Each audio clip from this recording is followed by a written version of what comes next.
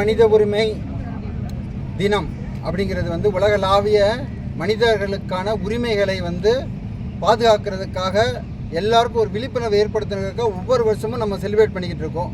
இந்த வருஷம் உலக மனித உரிமை தினத்தோட கான்செப்ட் என்னன்னு கேட்டிங்கனாக்க, மனித உரிமைங்கிறது ஒவ்வொரு நாளும் கடைபிடிக்கப்பட வேண்டிய அத்தியாவசியமான ஒன்று, எசென்சியல் அப்படிங்கிறத மட்டும்தான் இந்த வருஷத்தில் வந்து நம்ம ப்ரொமோட் பண்ணுறோம். அதுக்காக நன்மை செய்வோம் உள்ளங்கையில் உங்கள் உரிமை அப்படிங்கிற கான்செப்டில் இந்த universal declaration of human rights book, இந்த புக்கை வந்து நம்ம வந்து எல்லாருக்குமே வந்து பப்ளிஷ் பண்ணுறோம், எல்லாருக்குமே கொடுக்குறோம், ஃப்ரீ டிஸ்ட்ரிபியூஷன் கொடுக்குறோம். இது கிட்டத்தட்ட வந்து பார்த்திங்கன்னா 2,50,000 புக்ஸ் வந்து தமிழ்நாடு ஃபுல்லாக நம்ம கொடுக்குறோம்.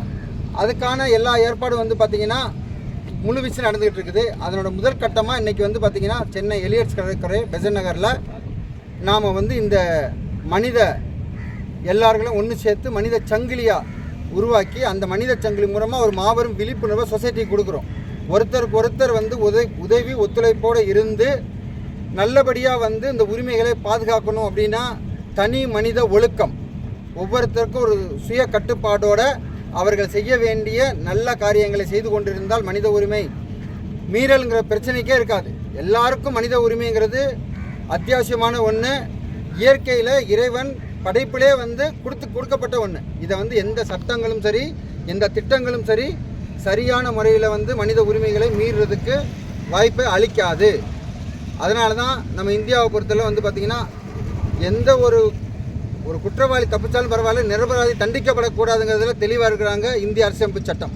நம்ம இந்திய அரசியமைப்பு சட்டம் பார்த்திங்கனாக்கா உருவாக்கி கிட்டத்தட்ட வந்து பார்த்திங்கன்னா இந்த அரசியமைப்பு சட்டம் வந்து 100க்கும் மேற்பட்ட அமெண்ட்மெண்ட் சொல்லுவாங்க இல்லையா, அந்த சீர்திருத்தம் பண்ணியிருக்காங்க, உள்ளுக்குள்ளே வந்து மாற்றங்களை வந்து பூத்திருக்காங்க.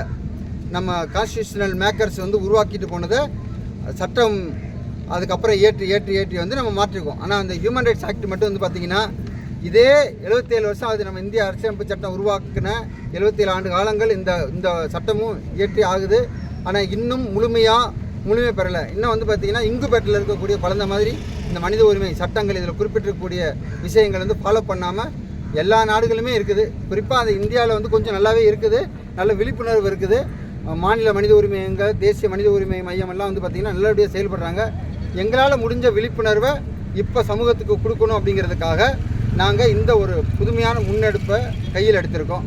இது சம்பந்தமாக கூடிய விரைவில் தமிழ்நாடு ஃபுல்லாக நிறையா நிகழ்ச்சிகள், அதாவது இதே மாதிரி மனித சங்கிலி, பேரணி, விழிப்புணர்வு கூட்டம், உள்ளரங்கு கூட்டமெல்லாம் நடைபெறும் என்பதை தெரிவித்துக் கொள்கிறோம். என் பேர் டாக்டர் எஸ்.கே. சாமி, உச்சநீதிமன்ற வழக்கறிஞர், தலைவர், உலக மனித உரிமை ஆணையம் மற்றும் மீட்பு மையம்.